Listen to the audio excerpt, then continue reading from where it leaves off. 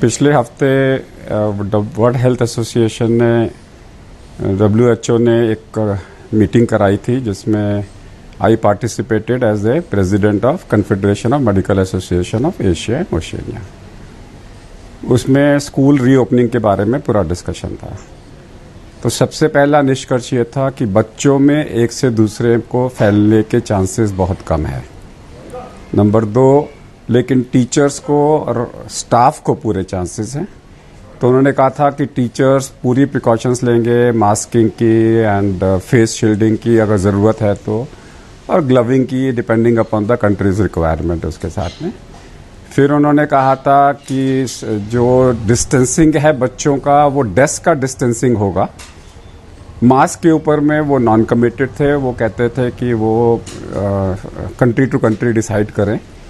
और जो कंट्री जो पार्टिसिपेट कर रही थी वहाँ पे जहाँ स्कूल ओपन हो चुके हैं यूरोप के, वो ये कहते थे कि हम लोग मास्क को अलाउ नहीं कर रहे, मतलब मास्क की ज़रूरत नहीं है बच्चों के अंदर में।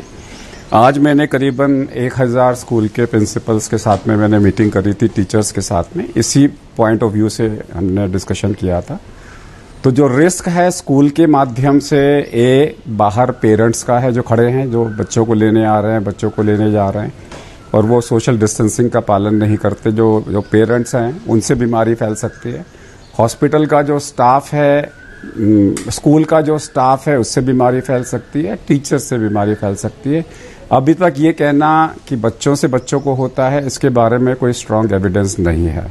दूसरा, बच्चों में 10 साल से पहले कोई एविडेंस नहीं है कि उसमें मोर्टेलिटी 0.5% से ज़्यादा होती है।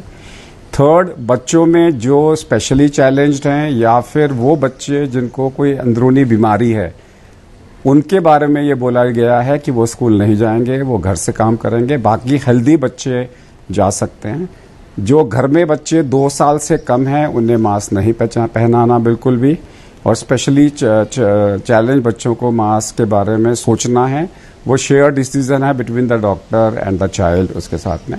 सो आज की डेट में स्कूल सेफ हैं, और मेरे को ये लगता है कि ये स्कूल के अंदर में गाड़ी की तरह नॉन AC को पहले चालू करेंगे कि AC मत लगाइए।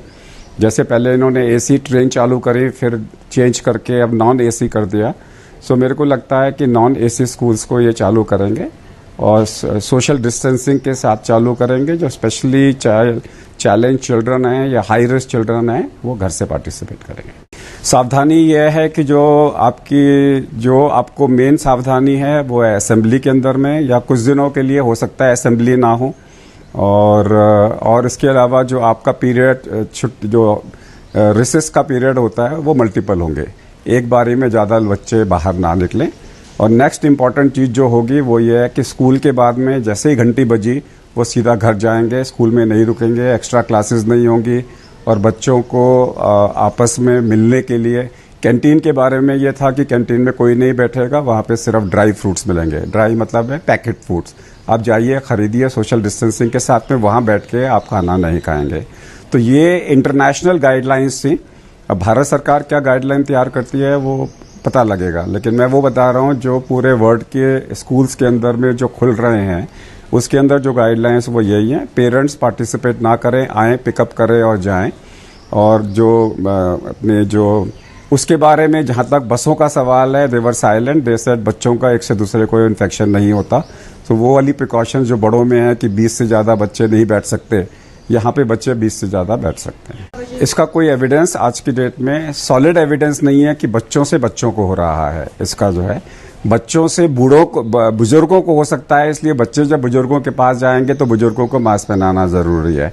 बच्चों को इन्फेक्शन नहीं होता ये कहना मुश्किल है, क्योंकि 3% बच्चों को हो सकता है, बच्चों को इन्फेक्शन हो सकता है। लेकिन बच्चों से बच्चों को आज की डेट में WHO की जो मीटिंग थी उसके हिसाब से कोई एविडेंस नहीं है स्ट्रांग।